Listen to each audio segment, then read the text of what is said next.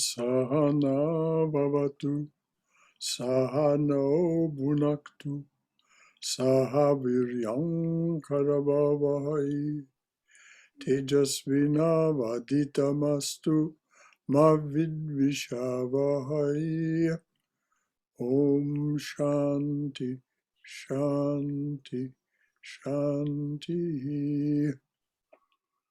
May the Divine Being look over us lovingly as a mother and father. May the Divine Being support and nourish us as a mother and father. May we have the strength and skill to study together the art of spirituality. May no misunderstandings arise amongst us. Om peace, peace, peace be unto us and to all beloved beings everywhere. So I'm going to make a few announcements, and if there are any announcements that should be made that I don't think to make or wasn't asked to make, please do chime in at the end of the announcements. You'll be invited to do so. This is a personal plea, a very personal plea. Please visit the center's new website.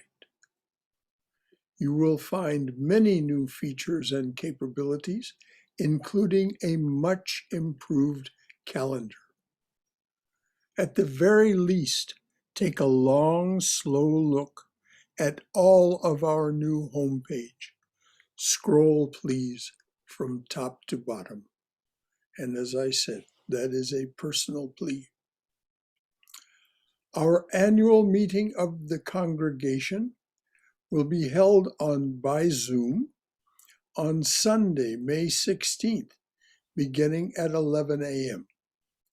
You will hear reports from our trustees, the board's committee chairs, and your resident minister.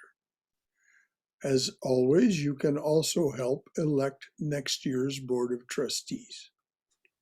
So please do plan to be with us on Sunday, May the 16th, starting at 11 a.m. Probably won't go much longer than an hour, but it might. And of course, we won't be meeting for lunch afterwards as we normally do. We're hoping that by next year that will all change. But in the meantime, you may want to mark your calendar for this. The way it looks now, our first face-to-face meeting as a congregation will be on Sunday, July 4th. Auspiciously and fortuitously, July 4th falls on a Sunday this year. So we'll be able to get together and face-to-face and have a wonderful July 4th celebration starting at 11 a.m. that day. We should all be fully vaccinated by then, and please do get vaccinated. There will be a Save a Saturday on Saturday, June 26th, the prior Saturday, to shine up your center for this day and on the 4th.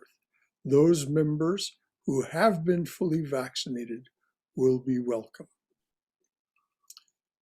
So as I said, that's the announcements known from here. Is there anything else that should be announced that was not mentioned? You might want to tell briefly what Save a Saturday is for people who may not know. Oh, okay. Save a Saturday starts at 10 o'clock in the morning on that Saturday and runs till 2 o'clock. You don't need to come for the full 4 hours. Come as it's convenient for you, stay as long as you like. And there will be assignments. There will be an assignment sheet for those of you who come to work either outdoors or indoors, sprucing up the center in various ways. And so that we get as much done to make this center as welcoming and as useful as possible to the congregation when they come the following Sunday. If you're here at lunchtime, which is we scheduled for 12:30, if you're here at lunchtime, you will be served a delicious lunch of some kind. Recently, we've been getting pizza from Mellow Mushroom and things like that. Of course, vegetarian, and of course, only healthy things. So please come on that Seva Saturday and join us for helping shine up the center and make it as lovely and as useful as possible. Thank you, Cindy, for that suggestion. Anything else from anyone? All right. April, as we know, has been a month for the study of Jnana Yoga, Advaita Vedanta. As a Jnana yogi, you practice discrimination, reason, detachment, and satyagraha, insistence on truth. The goal is freedom from limitation, moksha.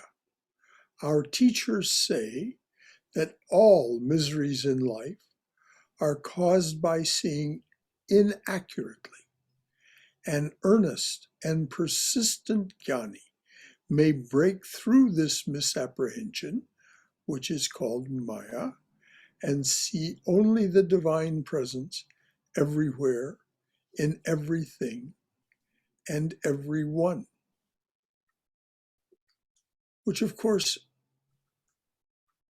brings up the question, what will we learn to see when we see accurately?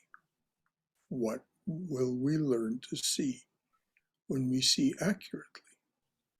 Swami Vivekananda said, "Come up, O lions, and shake off the delusion that you are sheep. You are souls immortal, spirits free, blessed and eternal.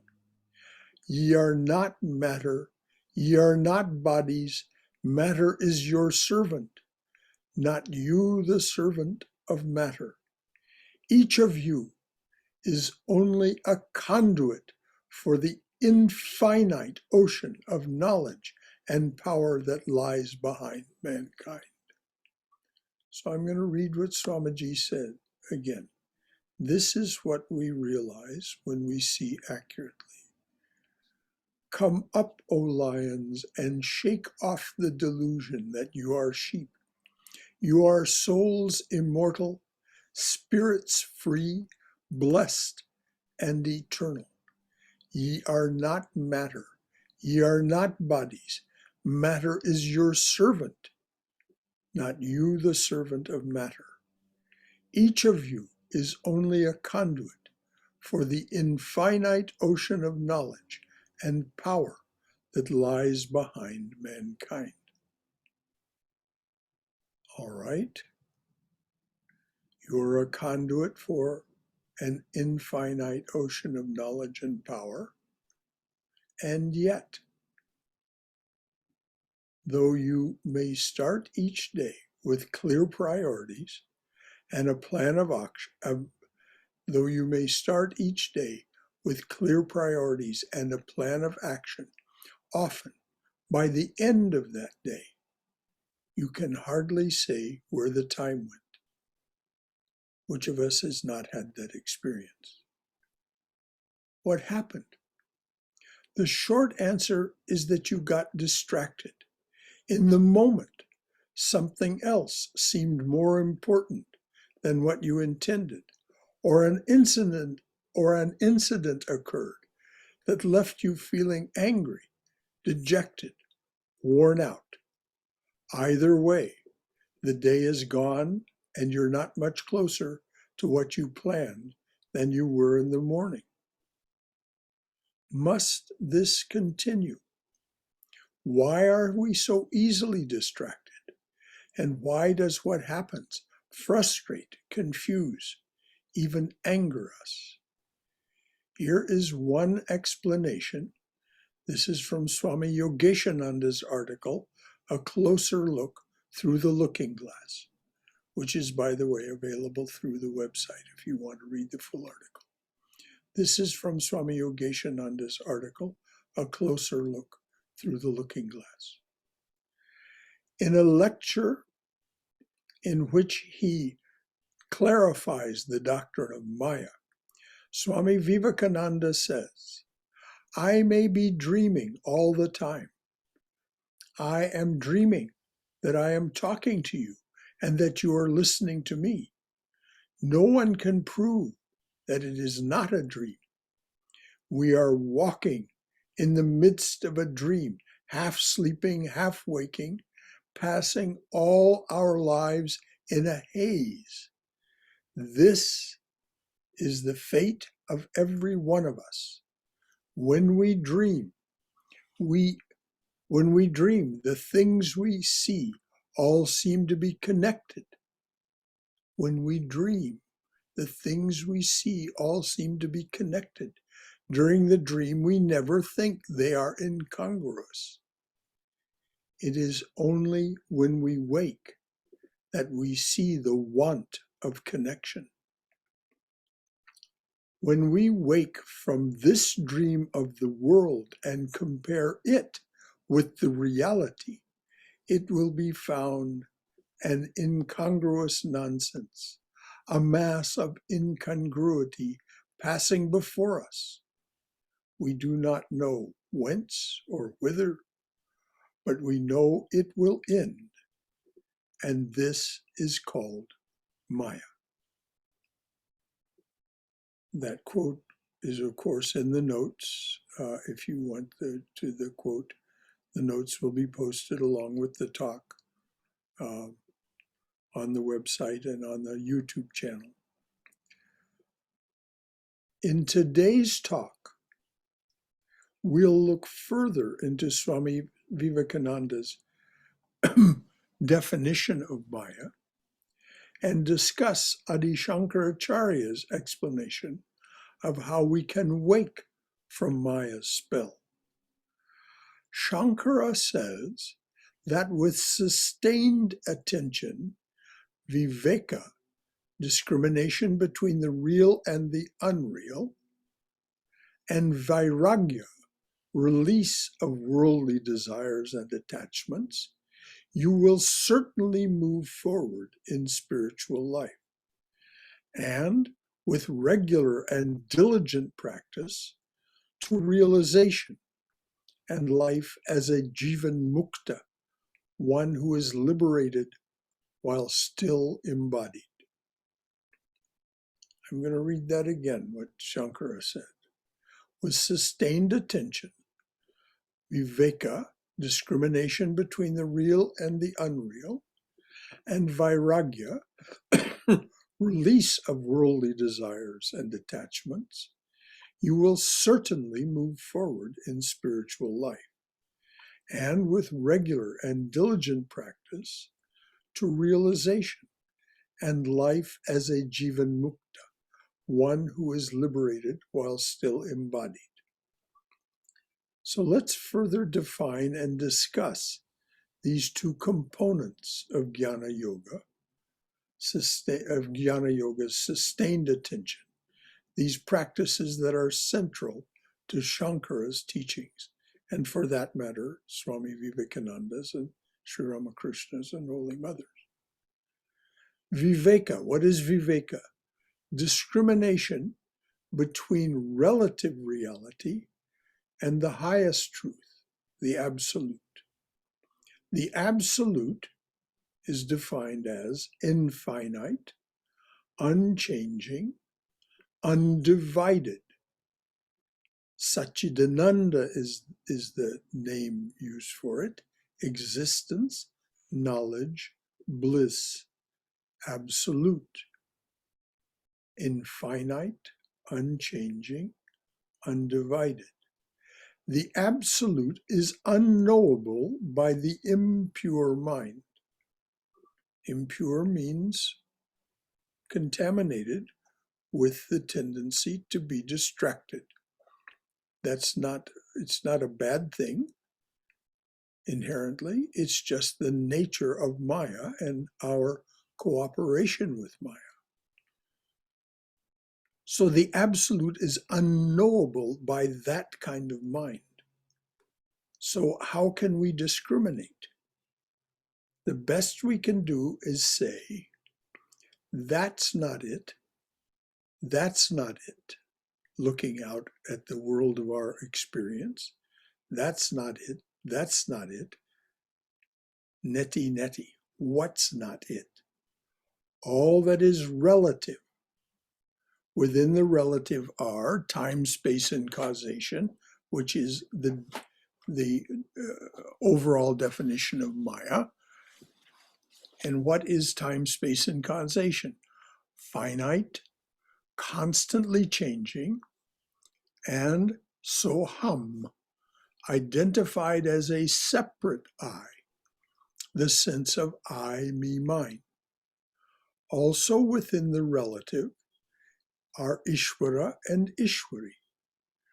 The rulers of Maya, from time to time, they take form as divine incarnations.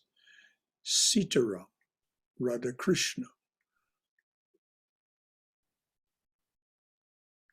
Sri Ramakrishna and Holy Mother, Christ and the beloved companion. So that's what we are to discriminate about. And then its companion, once we have discriminated, once we have identified, this is not infinite, eternal, unchanging, then there is vairagya. Vairagya equals the release of the worldly desires and attachments that arise from our entanglement with Maya, detachment from the rajasic and tamasic activities of the mind and the body. Self-control with your senses under restraint yields serenity of mind. You attain clarity of vision and peace of mind when you have learned to control your attention. For the purposes of the rest of this talk, this assertion is made. Now, you're welcome to question this. And this is not meant as dogma or something that is true in the most absolute sense. But for the purposes of this talk, this assertion is made. You are your attention.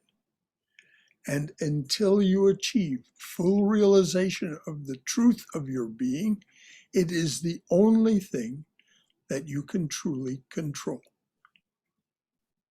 I'll repeat that so that this, for the rest of this talk, this is the framework. You are your attention. And until you achieve full realization, final realization of the truth of your being, your attention is the only thing you can truly control.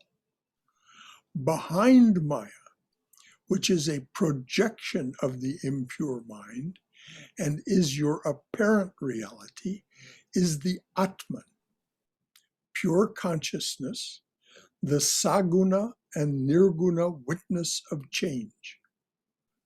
Atman, pure consciousness, the Saguna with attributes, and Nirguna without attributes, witness of change. This consciousness, awareness, witness are all one and the same thing. 3 different terms for the convenience of describing it. We experience the Saguna aspect, the aspect with attributes. We experience this Saguna aspect of it from moment to moment as attention. We can learn to control this attention, deliberately focus it here or there, or we can allow it to be distracted by desire, attachment, aversion, fear, doubt. You can name your favorite distractions. Each one of us has our favorites. Hmm? And this is one of the things that you learn in practicing the control of your attention. You learn so much when you can quiet your mind and simply sit in silent observation of the ever-changing phenomena that arise and pass away in your awareness. As you practice this quietness regularly for a long time, something truly remarkable happens. Slowly and slowly, you find that your self-identification shifts from what is witnessed, the activities of the 5 organs of perception and the 5 organs of action of this action and experience suit. Slowly and slowly, you find that your self-identification shifts from what is witnessed, the activities of the 5 organs of perception and the 5 organs of action, to the witness. You have not willed it to be so. It happened spontaneously and automatically when you practiced, as you practiced, sitting in the witness seat. So the question we all want to answer is, what deserves my attention? Clearly, it is whatever helps quiet the mind and identify yourself as the witness rather than the participant. As I said, this transition from I am the doing and the doer to, oh no, I am not. I am the witness of all that is happening. Happens spontaneously and automatically as you learn to sit in that witness seat. And the only way to learn to be in that witness seat dependably is to control your attention so that you remain in that seat and not become entangled in what is happening in your awareness. Each of the 4 yogas is a system of spiritual practice for gaining control of your attention. Jnana is the path of knowledge. As a jnana yogi, you return your attention again and again to the highest truth. I am Brahman. All else is a misapprehension and superimposition on the reality. What does that mean? Well, the classic, but still very, very useful metaphor is the one used by Shankaracharya and others. And that is, in the semi-darkness, we come upon a coil of rope. And by misapprehension, we think it is a snake. And we react as if it were a snake.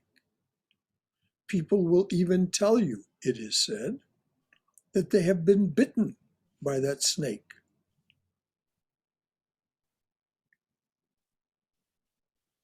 So strong is the misapprehension. So what do we do when we encounter this misapprehension? That which makes us fearful, that which makes us reactive. As a jnani, you say neti, neti. Not that, not that. to the snake and the rope, both being within Maya. Anything that you can perceive or think about is by definition within Maya. So as a jnani, you say neti neti to both the rope and the snake. The reality, which is the apparent reality, which is the snake, and the underlying reality, which is the rope. But they are both within time, space, and causation, ergo not infinite, eternal, unchanging. And so you say no to both. The process for the jnani is called shravana, manana, and nididhyasana. Shravana means hearing about it or reading about it, reading these truths. Manana means taking those truths within, assimilating them, and comparing them with the way that you currently think, speak, and act. And replacing, slowly and slowly, the way you think, speak, and act with more appropriate ways of thinking, speaking, and acting, until finally you are convinced, fully convinced of the higher truth of your being, that you are not the doing and the being that appear in front of you. You are that witness self. You are Brahman. And then you practice the form of meditation that a jnani practice, which is nididhyasana, insistence on that truth. Whenever something else arises, it's replaced by, no, this is the truth. And you abide in that state. This is a very, very demanding path. It is indeed a demanding path. Bhakti is the path of devotion. The Bhakta says, the Lord alone is worthy of my attention. The Lord alone. That is all I wish to see, and all I witness is the Lord and his or her glory. So the path of devotion, the Lord alone is worthy of my attention. That is all I wish to see, and all I witness, I classify, I identify as the Lord and his or her glory. Ultimately, through surrender of the sense that I am anything other than a part of that, I realize my oneness with the living divine presence and am free. And of course, the process for the bhakta is prayer, ritual worship, contemplation of the universe and everything that is experienced as nothing more than the substance and the glory of the divine presence.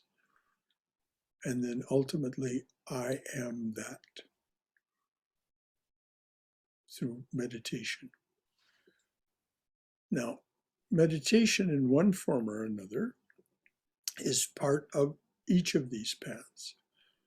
Raja Yoga is the path of meditation or control of the mind, psychic control. The Raja Yogi says, I practice 6 disciplines which set me apart from the universe of ordinary activity. These are the first 6 limbs of Patanjali's yoga. I practice 6 disciplines which set me apart from the universe of ordinary activity. These practices disallow the ability of the world to capture and hold my attention. Yeah. I turn my attention to the Atman within. And these 6 limbs of yoga are the process. I won't go into that this morning. There are lots of talks in the archives if you want to know more about that. Karma yoga, the path of action. The karma yogi says, I pay attention only to the action itself and offer the action itself and all attachment to the action and the results of the action to the divine presence. So I focus only on performing the action to the best of my ability.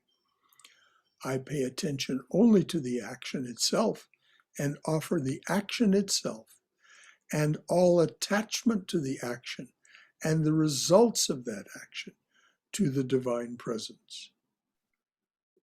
Perfection in this yields peace of mind and finally full control of my attention. I become like an expert dancer. I cannot put a foot wrong. In other words, you have seen the truth of your being as not the actor or the action or the results of the actions. And so it's very clear how to be and behave in the world. Because this is for the temperament of the active person, this is said to be the primary path. The Bhagavad Gita contains instruction in all 4 yogas. It is Sri Krishna's instruction manual for playing the game of human life. Through spiritual practice, as taught by Adi Shankaracharya, Sri Krishna, Sri Ramakrishna, Holy Mother, and others, you can learn to control your attention and thereby your senses and your mind. You make a very deliberate and steady transition from living even an extraordinary worldly existence to abiding in an even higher truth. Knowledge of your true self as the witness, the ever-present living face of the Atman.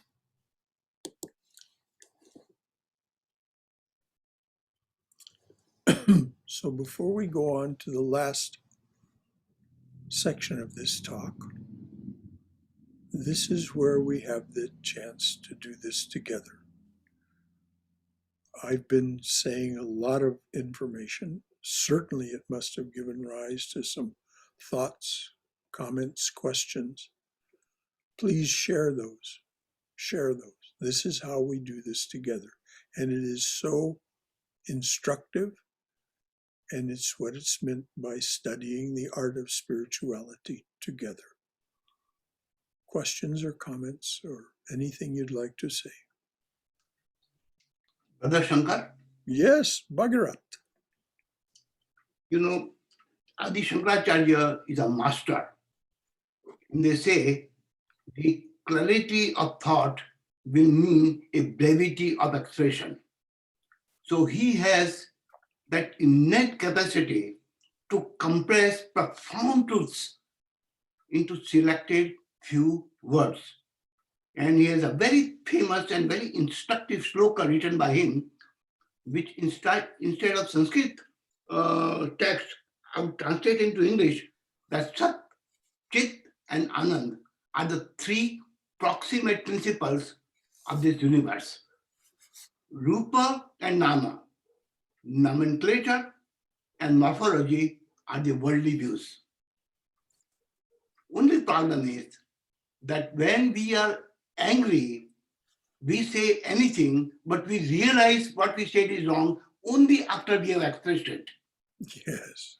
So if we can beat the system, recognize the principle, and when you are angry and body tells you that you are angry, at that time you tell the person that now in the next few moments, I'm going to say something awful which I do not mean. Disregard it.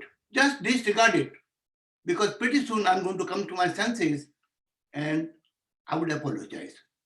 In that case, whatever you say, the other person becomes refractory instead of reactive to what you say. So this is perhaps a practical step. Number two, Swami Vivekananda always used to say about Brother Shankara, wonderful everything, but why does he talk about rope and snake all the time? Because both of them are outdated. If you ask people right now, many of them have not even seen a snake. And therefore he says that rope and snake has got to be removed from our simile that we use for Vedanta. And that comes to my mind, the phantom limb.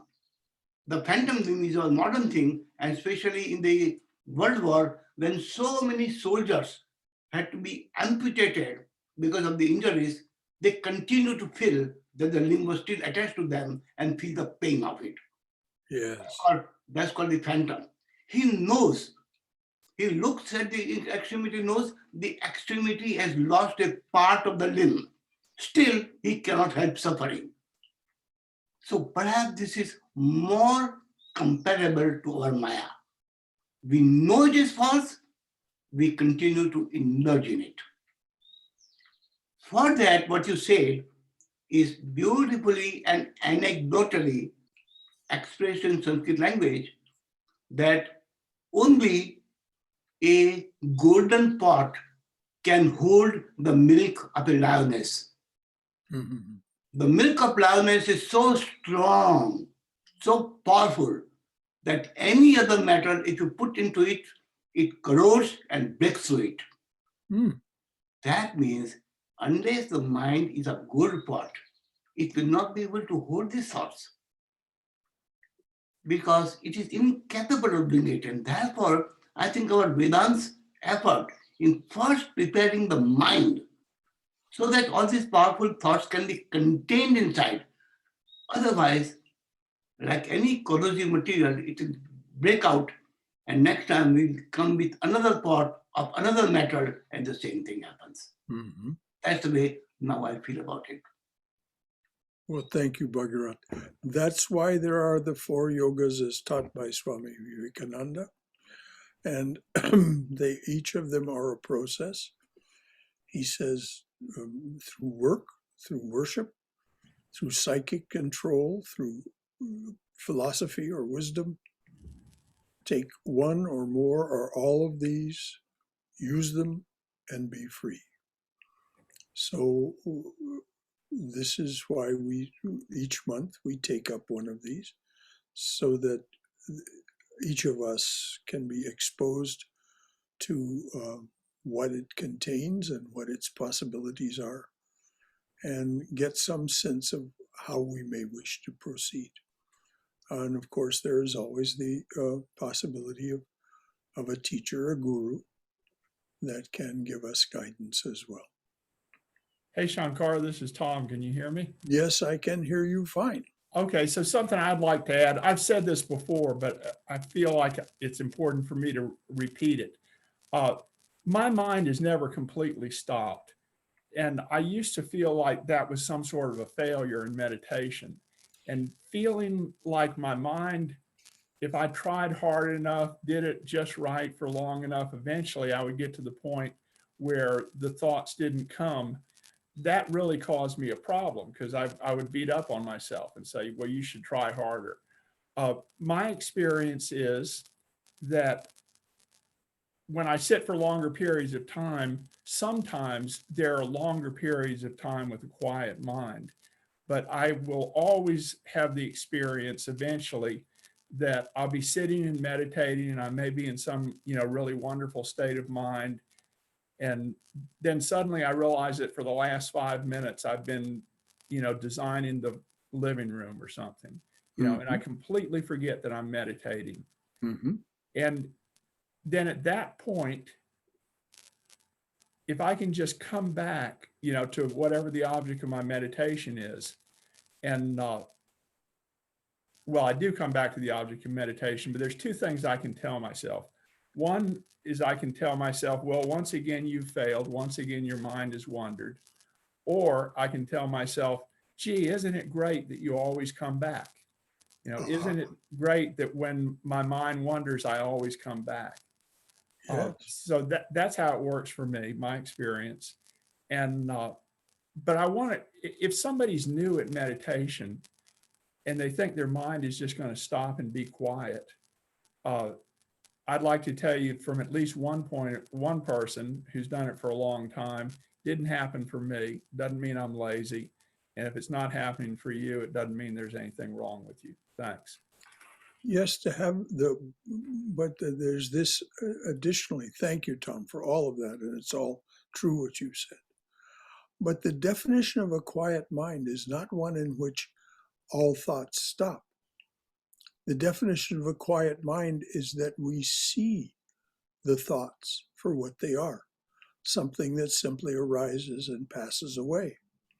And as you say, inevitably, even the illumined, according to Adi Shankaracharya, risk becoming entangled because Maya is so very powerful. So to beat ourselves up about it as a beginner or as a master doesn't make any sense at all. It's the nature of the mind to generate thoughts. And it is the nature of the left mind awareness to get entangled in those thoughts and, as you said, plan the living room. Nothing to worry about. The quiet mind will not be one without thoughts. It will simply see the thoughts for what they are. They are not the self that is, the self is something other than the generator of the thoughts, the 5 organs of perception and the 5 organs of action. So this is the wonder of having a quiet mind. Not that there are no thoughts. There may be periods where there are no thoughts, but that's not the point that is being made today. The control of your attention is the ability to be in that quiet space and say, I am not what I am witnessing. I am the witness. So thank you, Tom. That was I'll add good, one good other cover. quickly. Okay, so I noticed 2 types of thoughts or wandering mind. One is the thought will arise and I'll notice that it's a thought and it'll pass away. Thought arises, notice it's a thought, it passes away. That's one kind. But the other kind is where I completely forget that I'm meditating. Mm-hmm. And I'm in another world of planning, of generally either planning or anxiety or sometimes memories, but I'm in a completely different world. Yeah. And when I'm in that world, then I am trapped by the illusion of a separate self. Yeah.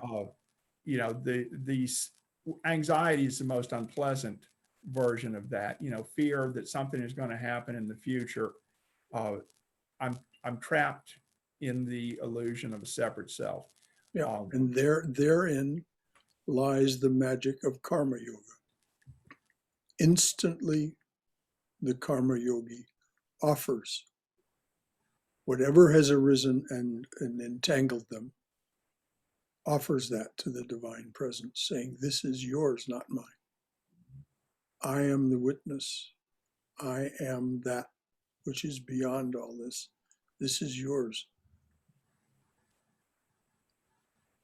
And it's the action of being anxious itself and the results of being anxious, the increased blood pressure, the increased blood flow, all those things, the feeling of dread, all of that, they are thine. This is the magic of karma yoga. There is magic in it. It's kind of the magic of all four and the fact that there are four. Well, there are more, but we study the four because, most of us, we're not machines, and we all have a certain that bent toward one of the other yogas. But as we've talked about over the years, they're all mixed in there to some extent. It's just, Amen. we have, I'm more of a bhakta karmi, but I love to think about the ideas that are in Jnana Yoga, because I have that part of my brain that just loves to contemplate those things. But as far as following that as a path, I think you'd have to live in a hole by yourself to be able to do that. But what I was going to say is that, sometimes meditation is either not possible for me because of just too many distractions. I mean, distractions I have to attend to, like things outside of my mind. So, I mean, it's easy to shift into another one, like shift in more into karma yoga in that moment. And karma yoga and bhakti yoga seem awfully integrated to me. Sometimes it confuses me which is which. I'm not a real worship ritual oriented person, but I do see the divine in everything. And I like, if I get distracted by the birds, I'll go, oh, there you are.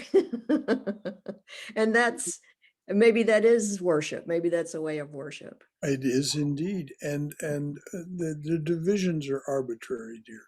Yeah. It's just a way of talking about it. None of this fits into a box.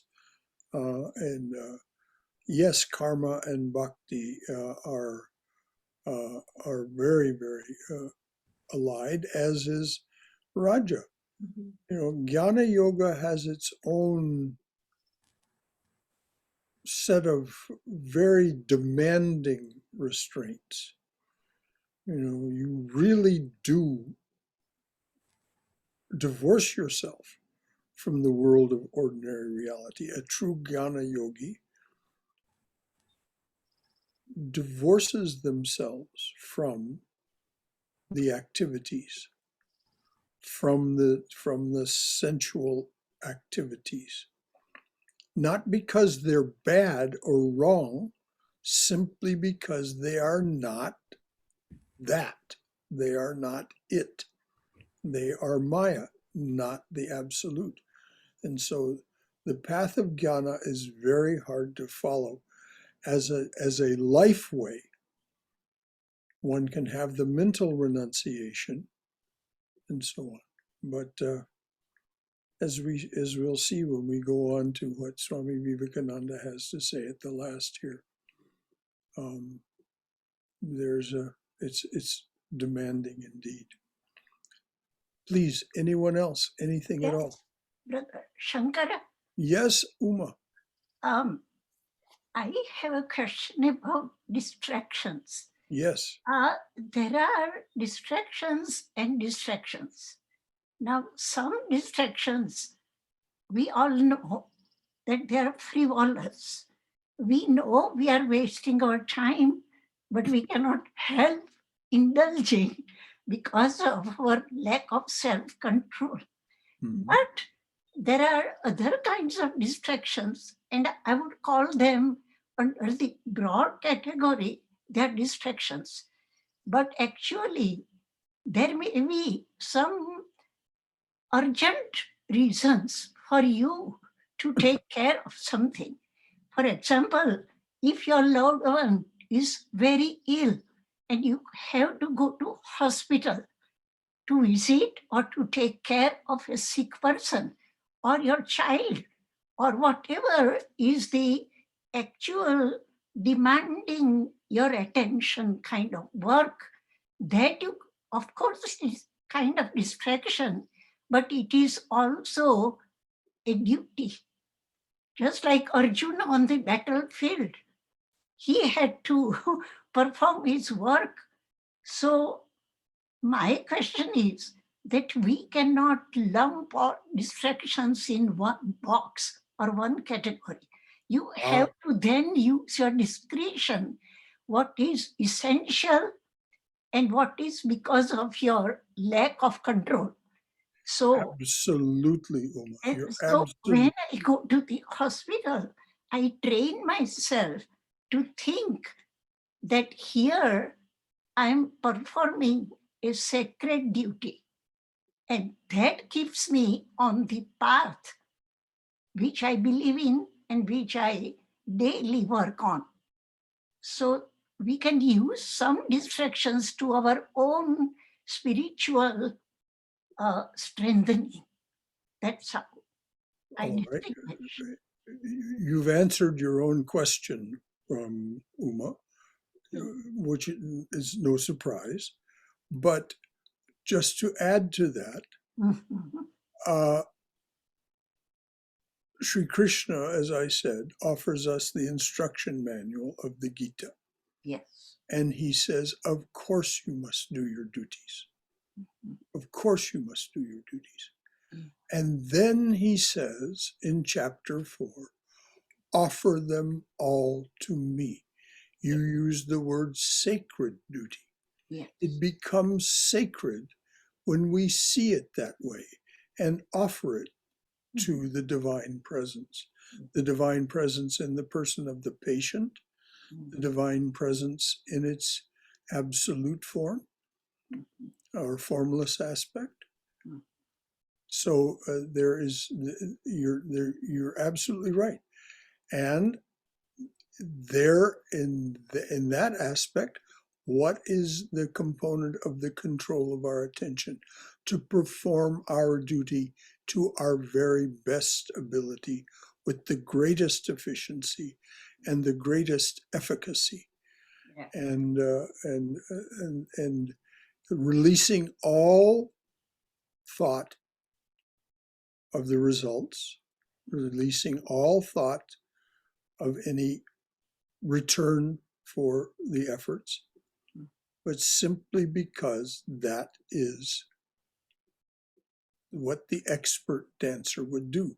The music says move this way, and so the expert dancer moves that way. This metaphor of the expert dancer is one worth our attention, because the expert dancer is not moving to the music. The music is moving the dancer. And in a sense, thoughtlessly, they are not having to think, I'm going to put my foot here or my hand this way. It simply takes place because of their expertise and their perfection in their control of their body, mind, and attention. So you're absolutely right. We must do our duties. We must do our duties. If we shirk our duties, what? It's nonsense. It's just some sort of game we're playing with ourselves. And if we beat ourselves up about allowing ourselves to be distracted by the things of the world that are things of the senses and so on, that's also a game we're playing with ourselves, because it's already in the past. So as Swami Swahananda used to say, what is done, go forward. So no use and no time to beat ourselves up or think about what's already happened. Just another waste of time, another way of distracting ourselves, and a way of generating a kind of self-importance. Thank you. Thank you, dear. Anyone else? Brother Shankara, Amadas here. Yes, Amadas. I feel like I'm standing under a waterfall, all the richness of the conversation, as well as what you read to start the conversation. And what I've realized, I've had this lifelong love affair with my mind, and it's not been symbiotic. It's I'm like a loyal puppy. I keep coming back, and I'm doing all these things so that we'll both behave, and you're not behaving, and I am. And I somewhere in the conversation, I realized that my mind and my ego are conspiring to keep me in Maya. Yes. And why would I listen to either one of them? Because the four lanes of yoga provide the prescription. It's all right there. But you've already achieved the magic, Amadas. You have been the witness of this happening. So now the corrective, as you say, the corrective or correctives suggest themselves. But you've already performed the magic. You have identified the magician and the magic and saying, I am the magician, not the magic. So the mind and the attraction of the ego to the mind and how well the mind works and all of these things, that's all just distraction. You have identified who is seeing what.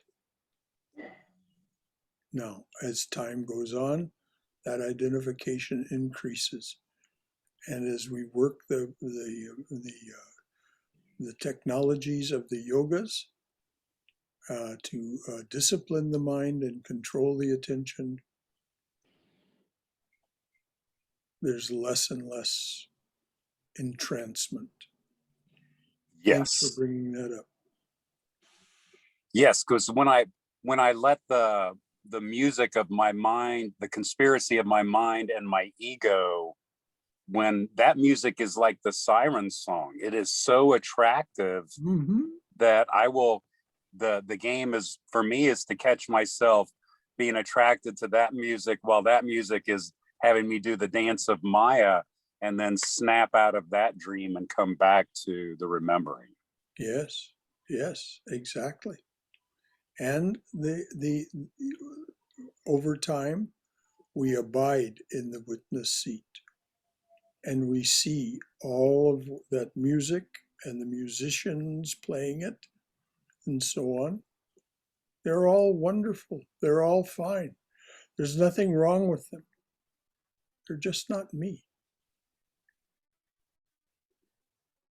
I am free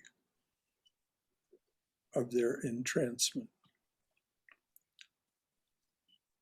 And I can cooperate or not as I wish. This is so beautifully described in the last chapters of Jill Bolte Taylor's book, My Stroke of Insight. Cooperating and not cooperating with the magic of the left mind. What's there? Thank you, Amadas. Thank you, Shankara. Anything else from anyone? All right. The last word or words to Swami Vivekananda.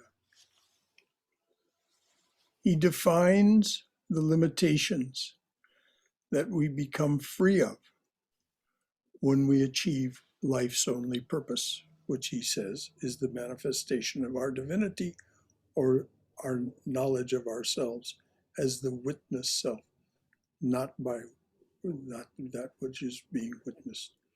So Vivekananda defines the limitations that we become free of when we achieve life's only purpose. Quote, this eternal play of light and darkness, indiscriminate, indistinguishable, inseparable, is always there, a fact, yet at the same time not a fact, awake and at the same time asleep. This is a statement of facts, and this is what is called Maya. We are born in this Maya. We live in it. We think in it. We dream in it. We are philosophers in it. We are spiritual men in it. Nay, we are devils in this Maya, and we are gods in this Maya. Stretch your ideas as far as you can, make them higher and higher, call them infinite or by any other name you please. Even these ideas are within this Maya. It cannot be otherwise, and the whole of human knowledge is a generalization of this Maya, trying to know it as it appears to be. This is the work of nama rupa, name and form. Everything has form. Everything that calls up an idea in your mind is within Maya, for everything that is bound by the laws of time, space, and causation, as is within Maya. Now I'm going to read that again because notice that there is no room for us to feel guilty or ashamed about being in this state. We can free ourselves from it or not. We can accelerate the process or let it take its own course. This eternal play of light and darkness, indiscriminate, indistinguishable, inseparable, is always there. A fact, yet at the same time not a fact. Awake and at the same time asleep. This is a statement of facts, and this is what is called Maya. We are born in this Maya. We live in it.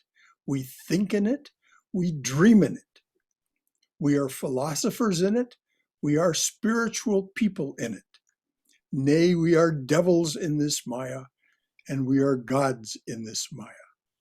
Stretch your ideas as far as you can.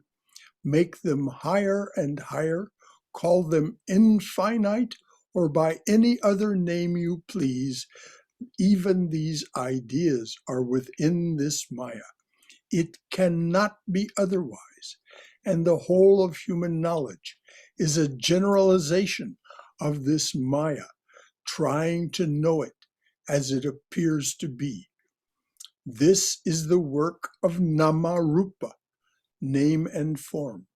Everything that has form, everything that calls up an idea in your mind is within Maya. For everything that is bound by the laws of time, space, and causation is within Maya. End of quote.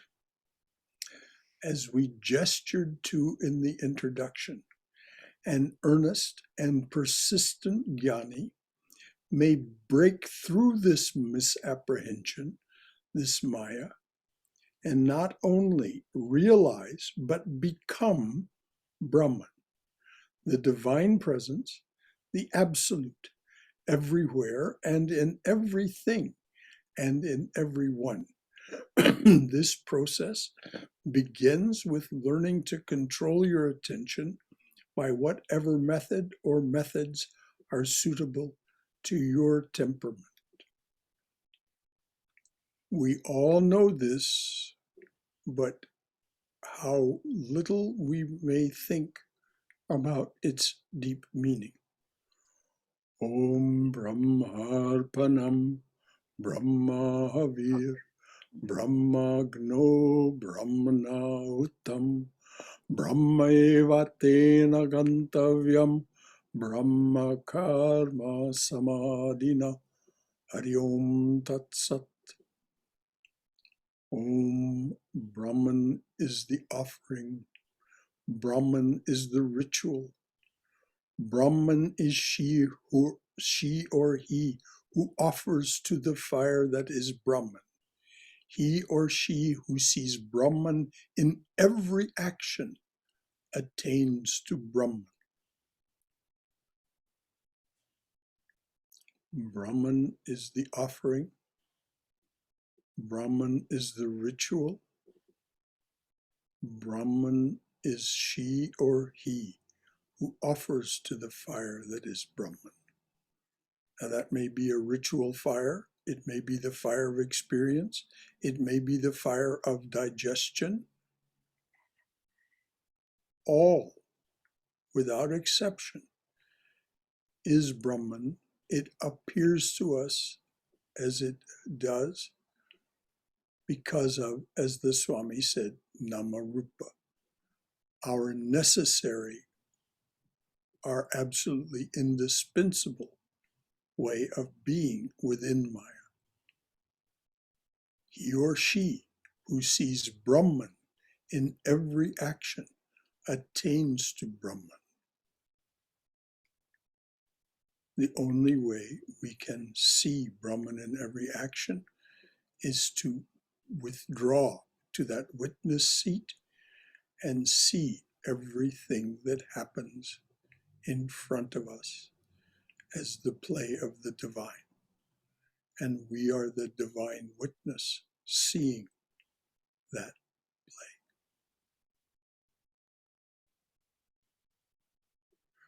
So any final thoughts, questions, comments from anyone?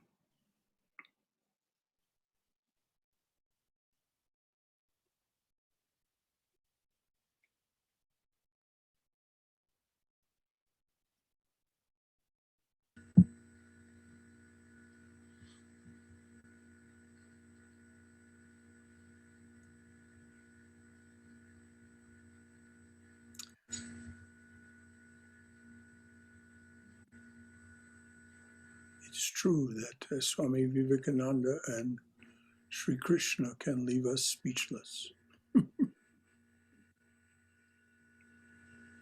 Hari Om Shankaraji. Yes, Balakrishna. That last statement of Vivekananda is such a spellbounding statement. My only request for you is, where can I get that? So I would like to read that every morning. It will be in the notes that are posted with this talk. So you can download the notes as a PDF. And the quote is right at the end of the talk. Okay, yes. So you can pull that page out of the PDF or just copy it off that and make it a separate page.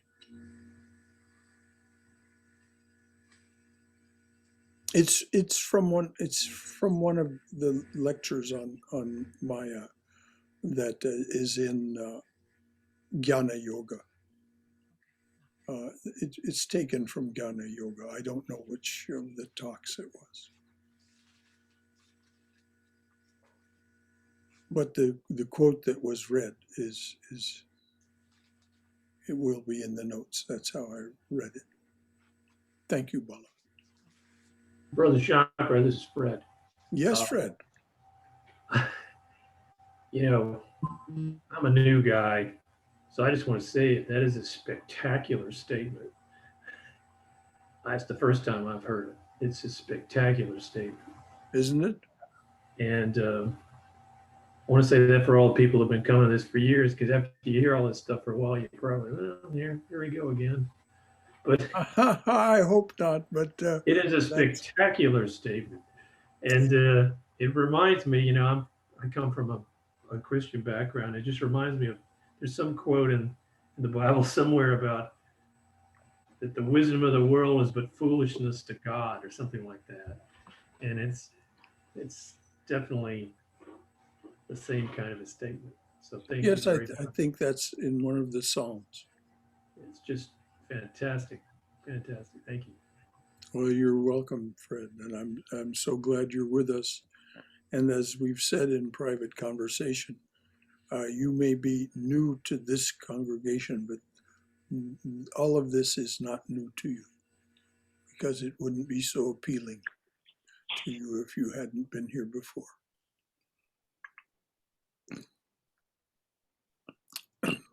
Brother Shankar? Yes, Bhagirath. The last statement by Fred comes the answer. The wisdom of the world is the foolishness of God.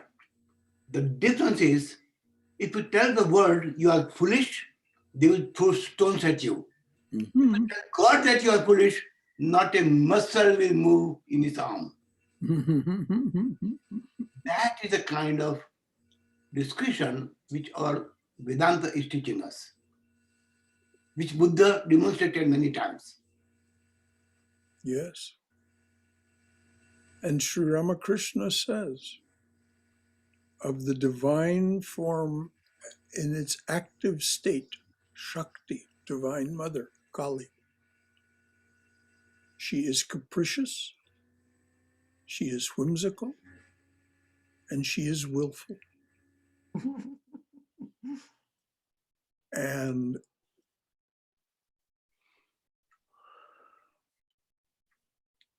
it is really remarkable how the modern quantum physicists are saying that this is the nature of reality.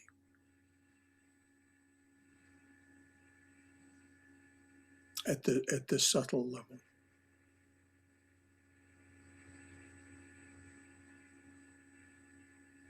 Thank Brother you. Shankar, this is Gopen.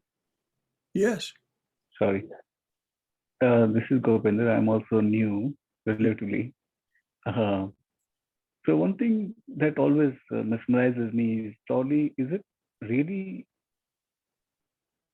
possible to set aside from Maya? Because what about when I'm saying neti, so isn't that also part of Maya?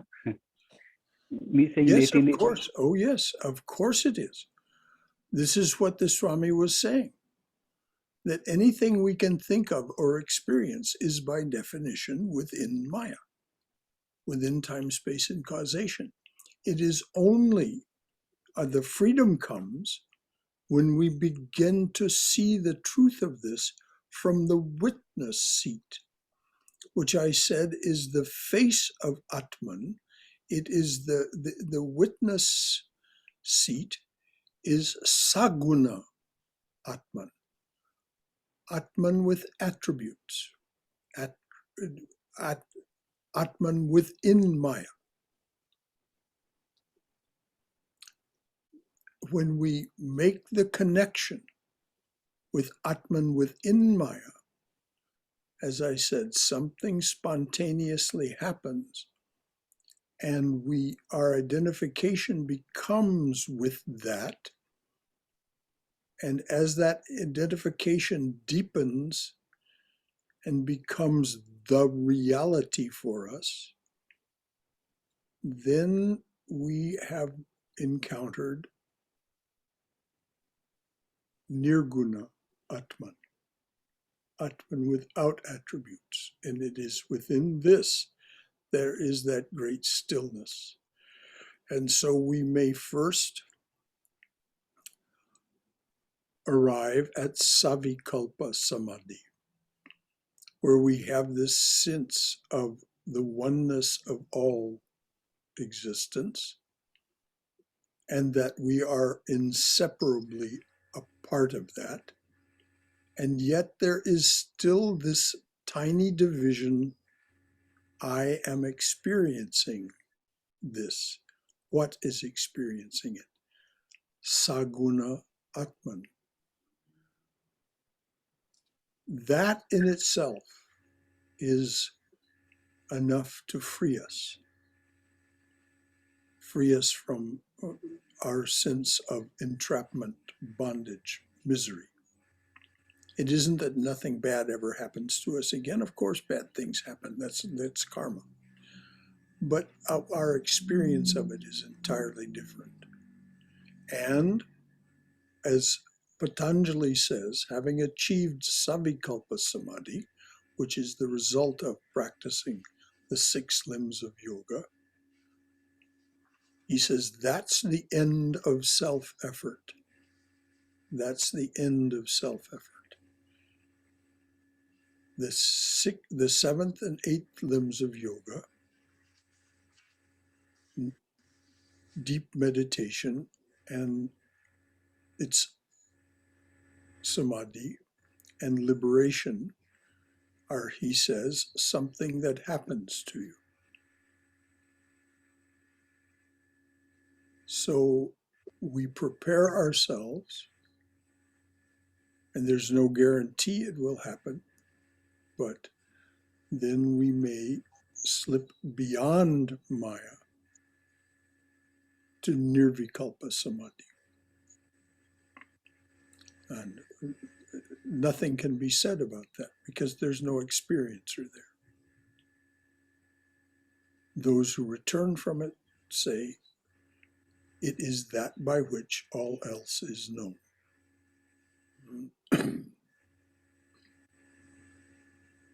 But you're right. Everything that we talked about today, including the 4 yogas, is all within Namarupa, time, space, and causation, Maya. Yes, someone else wanted to speak. Yes, Brother Shankara. Yes, dear. Yes, Swami Vivekananda, you said, had Nirvikalpa Samadhi twice. Once in Thousand Island Park.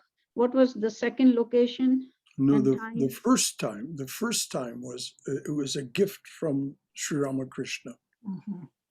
It was when he was still a boy, before he had become Swami Vivekananda. It was when they were together. All of those boys were helping take care of Sri Ramakrishna during his final illness. So that was the first Nirvikalpa realization. But Sri Ramakrishna said, all right, now you have seen, but I am keeping the key. And this will not happen again until you've finished your work. Then you will know that your work is finished and you may go. The second time was in June of 1895 at Thousand Island Park in New York. You can still go and sit on the rock where Swami Vivekananda had this realization of Nirvikalpa. Remarkably, what we see is that Vivekananda did not leave. He could have left the body right there. He could have left the body right there. Instead, he stayed another 7 years.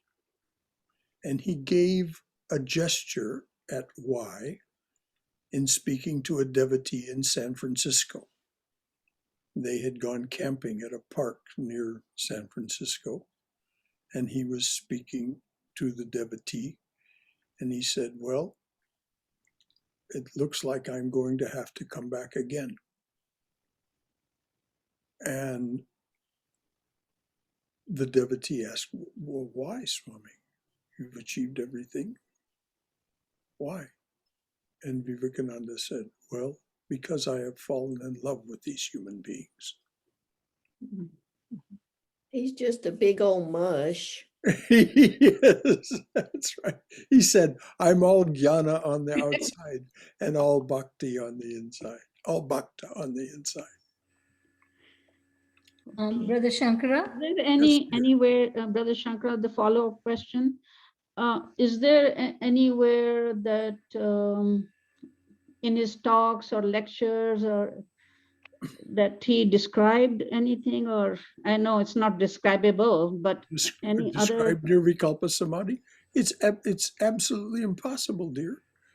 There is simply, Sri Ramakrishna, when the boys were new to him as devotees in Dakshineshwar, and they were surrounding him, and he would close the door and lock it, and it would be just them in the room. At times, this is described in the Great Master, or the Divine Play, the 2 translations of Sardananda's book. The boys implored him to tell them what happened when he went into Nirvikalpa. Now, Sri Ramakrishna was simple-hearted and completely loving, and he came to tears trying. But he said, there are simply no words. So, of course, Vivekananda never tried to say what happened. You can see the results. You can see the results of what he experienced, what he realized. Experience is not a good word because it implies an experiencer, and there is none, it is said.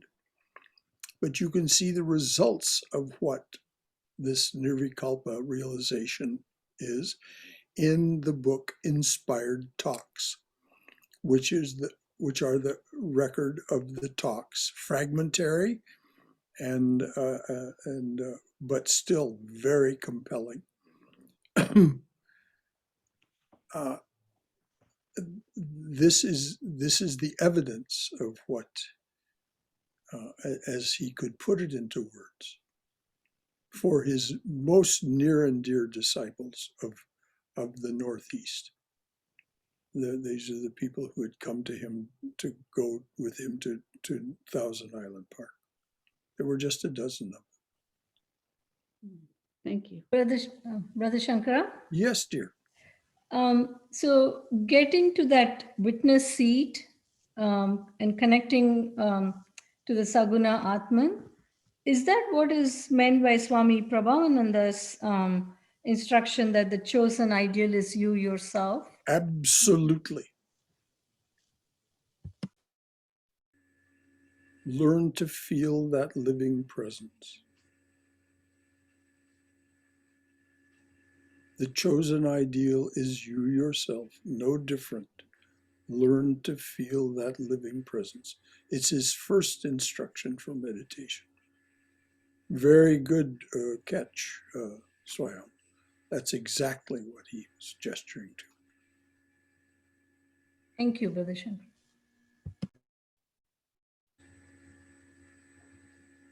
Anything else from anyone? Can you please elaborate on that? Sorry, this is Gopendra again. Can you please elaborate on the last sentence? Can you speak a little more slowly, dear? I'm having trouble understanding. Sorry, Brother Shankar. So can you please elaborate a little bit on the last statement that was made? This is Swami Prabhavananda's. These are his instructions for meditation, his 4 instructions for meditation. The first is the chosen ideal. Now, the chosen ideal is that aspect of the divine presence that appeals to your heart. This is what appears to you as Saguna Atman. That will be the living presence that you discover as you learn to be in that witness seat. So the statement is, the chosen ideal is you yourself, no different. Learn to feel that living presence. That's his first instruction for meditation. The second instruction is patience. Patience with yourself, patience with the world, patience with the process. Impatience is just another distraction and waste of time. So, second instruction is patience. The third instruction is perseverance. We must continue this day in and day out, day in and day out, as best we can for years.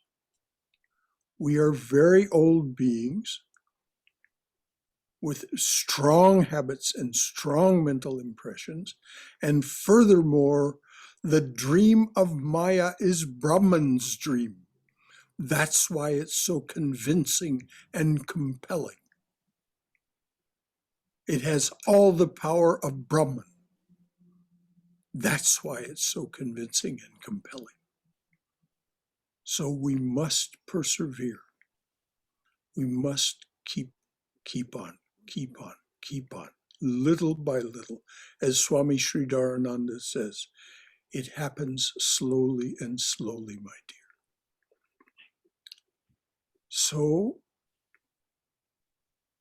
patience, perseverance. Fourth instruction, expectation. I am that, and that will reveal itself to me. It's not like a worldly expectation or desire. It's not even a desire. It's simply an acknowledgement that aham brahmasmi will come to be a reality for me.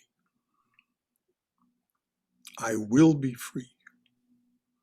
I will be happy in the deepest and most profound and most pervasive sense. So those are the 4 instructions for meditation. Thank you for asking. Thank you, Brother Shankara. Mm-hmm. Anything else from anyone?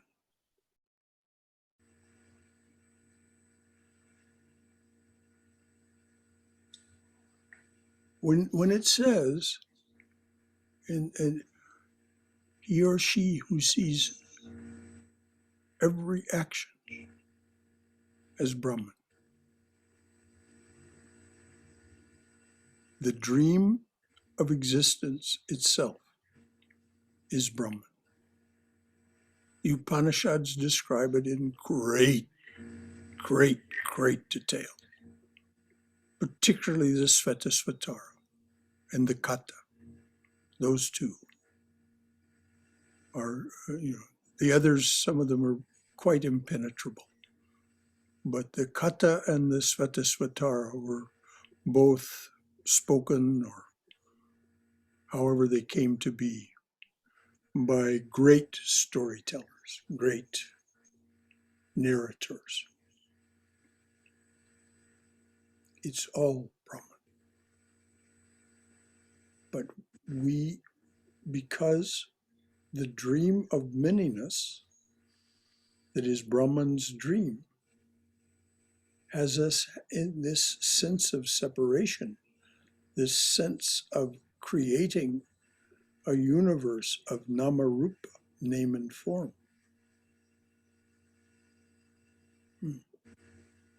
Hard to overcome. It requires just exactly what the Swami said: patience, perseverance, expectation.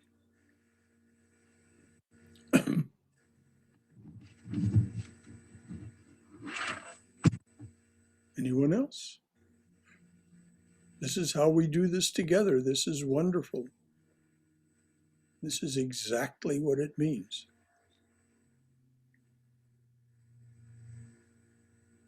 Brother Shankara, Yes, dear. one of the wisdom gurus, I have listened to his tapes quite some time, maybe 20 years. He said that most human misery comes from not able to sit still in a room quietly for a few minutes. So he said, stay still and know that you are God, that Brahman. Yeah, and that that is an instruction, interestingly, from Thank you so much. from the Judeo-Christian tradition. Be still and know that you are God. Yes. It's in the Psalms. I don't know that Jesus ever said it, but it's also said in Torah, be still and know that I am God. And then later, Jesus, of course, tells us that we too are God. Also, you said many times in our lectures, 1 ounce of practice is worth 1,000 pounds of theory. I think Swami Vivekananda said that too. No, it was Swami Yatishwarananda. Okay, you mentioned several times, and very, very true. I agree with you totally. Thank you so much for all the wisdom you all gave us today. Thank you. Jai Jai to everyone who's here. The wisdom is in each one of us. That's why we do this together.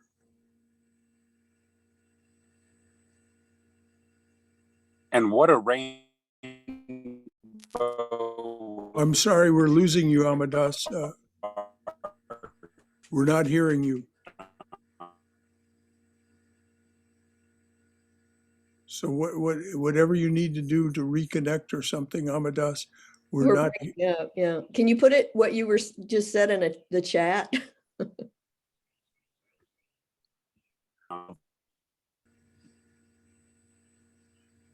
Somehow it's breaking up and electronicizing Amadas. All the Zoom calls that I do. There we go. Now we can hear you. Can you hear me? Yeah. Yep. Well, we could for a minute. Now we can't again. He muted himself. Okay. Okay. Can you hear me now? Yeah, I can hear you now. Of all the Zooming I do, and I do it on a daily basis, it seems like this is the most diverse, for those that have the courage to have their video on or the bandwidth, this is the most diverse. We're a rainbow, male and female, all different colors. And I have never been happier to be in the minority as a white American male. And yeah. Well, it's time. It's time. It's the only thing that could possibly be richer than this conversation is the diversity of the call. And it's, yeah, I feel so blessed to be here today. Thank you all for being here. Amen. Amen. I think we feel that oneness. We feel that oneness here, right, Brother Shankara? I certainly do hope so, yes. One. I certainly think that's so. Yes, we're all one. I'd like to say one final thing. Yes, please, Tom. Now I can't even remember who it was that the quote came from, that most human suffering is caused by our inability to sit quietly for 5 minutes in a room. Okay, I can sit in the shrine for an hour or more and feel peaceful and happy meditating. I can sit at home for long periods of time and feel peaceful and happy. The thing I've struggled with for years is I cannot sit in a doctor's waiting room and feel peaceful and happy, especially when they're late. I get irritated, you know, I get angry. I think, why are they making us all sit here and wait? That's when I can do that, when I can sit in the doctor's waiting room and feel the way that I feel when I'm sitting in the shrine, that'll be good. Yes, indeed. That's about all I got to say on it. But, but if anybody can teach me how to sit in the doctor's waiting room and feel the same way I feel meditating in the shrine, please, I'm open to your teaching and advice. Let's talk about it privately, Tom. Okay. You can talk to me. Okay. Both, you can talk to both of us, but not at the same time, please. Good. It's distracting and it makes me angry.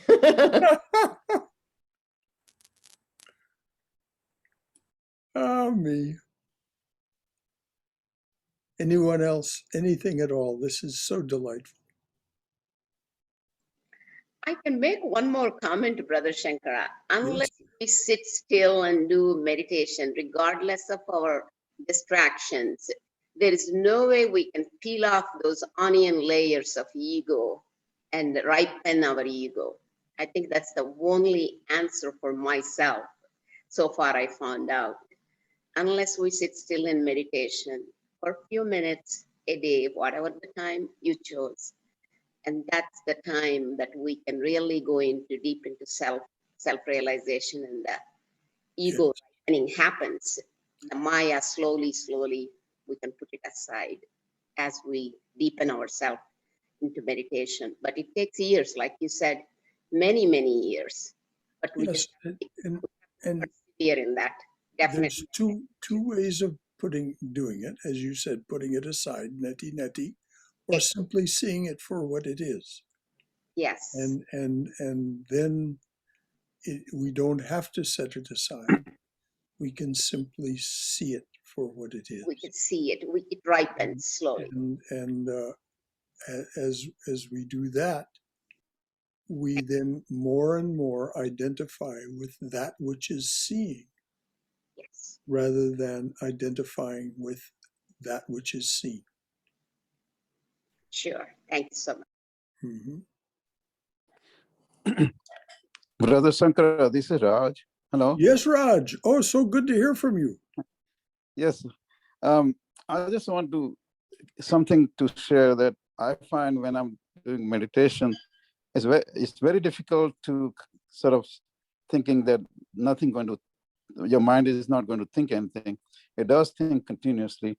However, one thing I just learned recently figured out that when you're reciting some mantra, like for example, you say Satchitananda, and just at least that moment, when you're saying that, it seems to be the mind is kind of quiet for a second, not maybe long enough, but at least seems to be that is the, I feel that gives me more content. And then misery part, I found one thing constantly I have to remind, because there's so much stuff going on in life.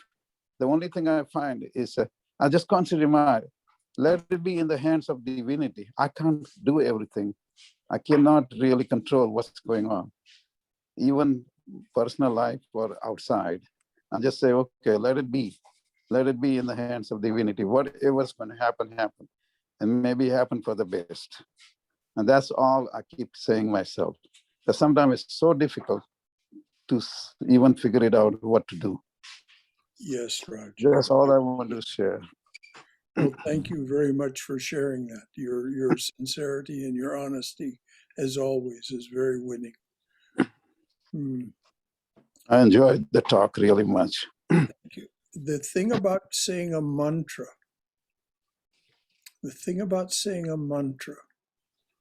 we are beings made of vibration. This is not unique. All of creation is made of vibration. Vashishta said it. Rama, O Rama, all that you witness, all that you see is nothing more than a vibration of consciousness. All right. Now, scroll forward, 25,000 years? To Don Lincoln, who is the head of Fermilab and one of the principal researchers at the CERN facility in Switzerland, that collider that is doing such amazing things. One of the top quantum physicists in the world, working now, he said everything without exception is fields of vibration. Everything. Now, this means that this spacesuit, this action and experience suit that we inhabit, is a thing of vibration, fields of vibration. It is a manifestation of fields of vibration. When we chant a mantra aloud, semi-silently by simply vocalizing it silently, or doing it in the heart silently, that is vibration. These mantras that have come down to us, these bijas, these special words, they are vibration. And they change the nature of this spacesuit.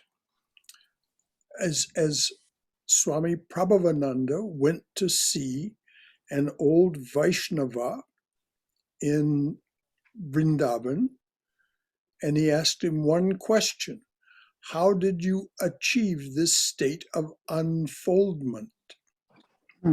And the Vaishnava saint replied with one word: Nama. Nama is the name of the divine being, the name of the divine presence. If you say Om Namah Shivaya, if you say Om Ram Sri Ram Jai Ram, if you say Om Hring, you are making a vibration that slowly and slowly changes the very nature of the action and experience suit that you inhabit. This is what is meant by purification. It's one form of purifying the action and experience suit, which of course contains and is the mind stuff, which is throughout the body. There's actually an etheric egg around us that is part of us as well. That's excellent. I just I was in a dentist's office and whatever they were doing on my tooth drilling around. And I just kept repeating something in my mind. I said, okay, this is all right. It's going to be all right. Just bear with it, go on. And keep repeating something in your mind. It allows you to bear all the distraction going around you with that drill or whatever they're doing. And boy, do I share with you that that feeling that you expressed about the dentist's office, Raj. It's probably the least favorite place that I know of. And yet, as you say, there's a way to overcome even that aversion. Brother Shankara, Yes, dear. when you talk about vibrations, everything is made of vibrations. Can that possibly be relating to electromagnetic radio waves? Electromagnetic radio waves are one form of vibration, yes. The spectrum is apparently, according to Don Lincoln, infinite, that there is no end to the number. And it's the same thing that's said by the Sankhya philosophy, that there is an infinite number of combinations of the three gunas and the five elements. And it's all in the form of vibration. So yes, electromagnetic radiation is definitely a form, and there are auspicious forms and inauspicious forms. Thank you. Thank you for asking the question. Yes. Anyone else? So, Brother Shankar, this is Gopinder again. So, Yes. does it explain, as another brother told earlier, that when you're in a shrine or some temple or some places, it is more conducive to his practice. And from time and time, we do experience, okay, when we come in contact with certain person or personalities, or we feel good about it, and reverse is also true. So what I'm leading to, is it true that they're like, I mean, based on your experience, that there are places which are positively charged and conducive for one practice? Absolutely. The chapel here is one of those places. And Vivekananda explains it very nicely. He says places where worship is done and spiritual thoughts are the predominant expression in that place become filled with the tanmatra of sattva. Sattva is the revealing power, the revealing guna. And as you said, there are some people who manifest this also. They are sattvic by their nature.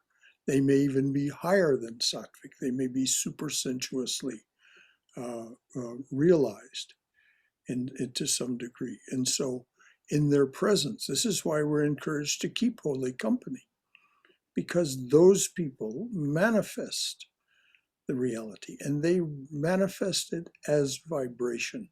You can feel it, as you said, in their presence. What are you feeling? You're feeling that vibration, that subtle vibration of serenity, of knowledge, of bliss. And the same thing is true. I mean, if you walk into one of the great cathedrals of Europe, you will be, if you are attuned in this direction at all, you will be moved, because they have been practicing there. The Mass has been celebrated there for centuries. And so, and the same thing is true of certain temples and churches here in this country. We've had less opportunity simply because they've existed for less time. But the chapel here, people have remarked, people who have no connection with this place whatsoever, tradespeople, people who come for some other reason entirely. They say of the chapel, they'll remark after being in there, well, that place is really remarkable. I haven't felt that peaceful. I haven't felt that that's a special feeling in there. Yes, it's the Tanmatra of Sattva, which is the revealing power, the revealing Guna. Thanks for asking the question. Yes, indeed. Thank you, Brother Shankar. So I don't have to go to one of those spiritual vortex. It could be coincidence. I was reading something about the spiritual. If you choose to go to Sedona, Arizona, or Taos, New Mexico, or one of those places, you will no doubt feel something. But you don't have to go there, no. You can generate it for yourself, for one thing. Just follow Swami Prabhavananda's instructions for meditation. And you'll see. And do it at the same place in your house every day. And you will see that within a relatively short period of time, that place has a special character to it. Hello, Brother Shankara. Yes, dear. I have, something that happened a few years ago that it comes to my mind and I cannot resolve as to how to read it. And I was wanting to ask you, when my father was passing away, that was 5 years ago in the hospital, I went to the chapel to pray, and I have been to chapels before and I feel the peace that you're telling me. But that day, what happened was the fire alarm went off and all the doors locked in the chapel. I was the only one in there. And you know how the fire alarm is on and it's very aggravating. It's very distressful, right? Yes. If you're sitting in a room and all the doors are locked and there are no windows because it was in the hospital. And I was there and I was very, very frightened. I was very not myself. How do you read that? How to read this? Oh dear, this is such a profound question. It has so many dimensions. It's quite natural for you to feel apprehensive when there's a fire alarm going off and you're locked in a room. How could you not feel apprehensive? You lose, your reptilian brain kicks in and says, danger, danger, danger. Now, a persistent fire alarm is perhaps one of the most annoying things that we are subjected to. It's meant to be. It's meant to get your attention and warn you, danger, danger. Mm-hmm. So how could you not feel the way you felt? And I'm sorry that happened to you. What a dreadful thing to have happen under the circumstances. But release it now. Okay. You don't think it's because, I feel like God was angry at me and... Oh, dear, no, please. No. Oh, please, let all that kind of thought go. No, yes, it was your karma. To be in that situation, there's no way to read it otherwise. And the only thing that happens to us is a reflection of our karma. But in fact, as any idea of God being angry with you, or no. And now, dear, as Swami Swahananda said, what's done is done. And that happened. Yeah. And I understand your apprehension that it stayed with you, that somehow God was angry with you. And let all of that go, dear. Let all of that go. There's no possibility whatsoever that God would be angry with you. That's some tiny God that men invent, this frightening, angry God. That's not the divine presence. Okay. Thank you so much, Brother So Shankara. let it go, and just celebrate the loving memory of your father. Okay. And just know that this is something that happened to you in the moment. It's over with, and there's no reason for you to feel in the least that God was angry with you. That's my strong assertion. That's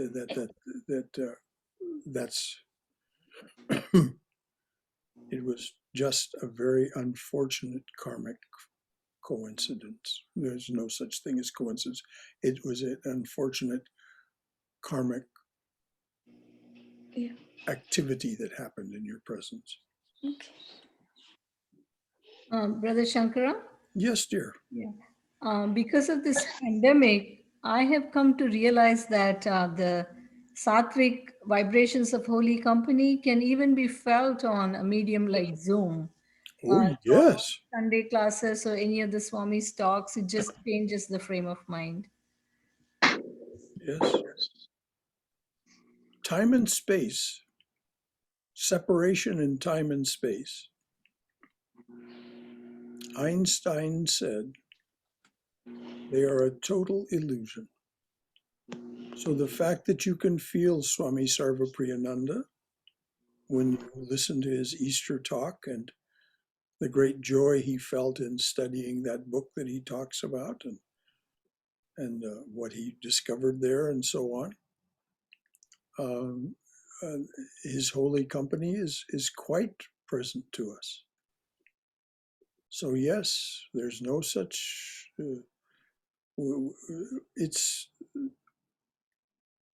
yes, Zoom allows us to be in holy company. We are in holy company just now. The screen is loaded with it. Thank you, Swayam. And you are a sterling example of that yourself. Anything else from anyone?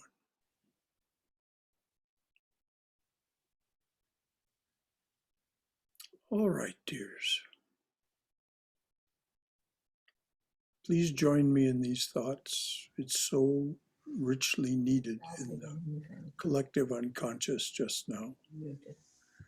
Let there be peace in outer space. Let there be peace in the sky, on the earth, and in the waters. Let there be peace in the herbs, the plants, and the trees. May the gods be peaceful. May the whole universe be pervaded by peace. Let that infinite universal peace prevail throughout my being. Om Shanti, Shanti, Shanti. Peace, peace, peace be unto us and to all beloved beings everywhere. Jai Shri Guru Maharaj Ji Ki Jai. Durga, Durga, Durga. May you be safe. May you be healthy. May you be cheerful. May you have peace of mind. Please go forward in Mother's loving and protective embrace. Jai Ma, Jai Ma, Jai Ma. So until the next time we meet, which is potentially as early as tomorrow evening for our reading and discussion group on the book Love Poems from God, or Tuesday for reading and discussion of Mother's life, or Wednesday on Jnana Yoga, and so on and so forth. You can find all this online and in the newsletter and so on. And very soon, this talk will be up on YouTube along with the notes. If you want any of the quotes from the talk, they'll be there. And thank you, all of you who participate. Whether you say anything or not, you're participating. The vibration of your presence As I said, this is all holy company. Jai Shri Guru Maharaj Ki Jai. Until next time, loved ones. Bye-bye. Thank you so much.